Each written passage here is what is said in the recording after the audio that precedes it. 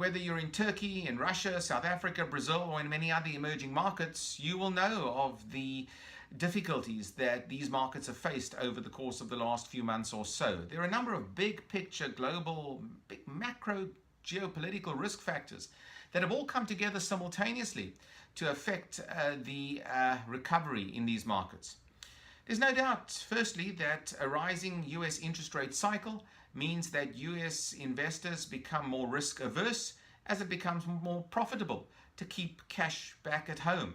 A stronger US dollar has the effect on destabilizing many of these emerging market currencies themselves, creating upward inflationary pressure, as well as creating difficulties when it comes to repaying debt from borrowings that might have been incurred over the course of the last few years or so.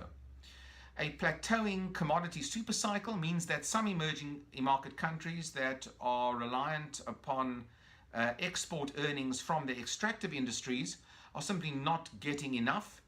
And of course, with a rising oil price, it means that those emerging market nations who are net importers of oil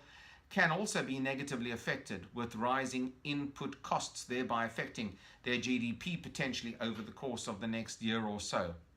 All of these factors come together amidst an increasingly volatile rhetoric between the big hegemonic powers, the United States and China, over issues of trade and protectionism, with a fear that smaller, more vulnerable emerging market economies can be sucked in to this vortex of tariffs and trades, thereby affecting exports into these big markets. All these issues sort of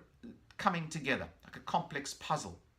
And it is really incumbent now upon emerging market governments to come to the party, to jack up their act, to make their economies more open, to deregulate their economies, and to encourage foreign direct investment. If they don't do this, they will allow the big hegemonic powers to really dictate the future of their people. The time really is now for emerging market nations themselves, not just to blame everyone else for their troubles, but to understand those big global factors and to implement real change on the ground to enable their own growing populations, in most cases, to benefit from good policy, good governance, and good delivery on the ground.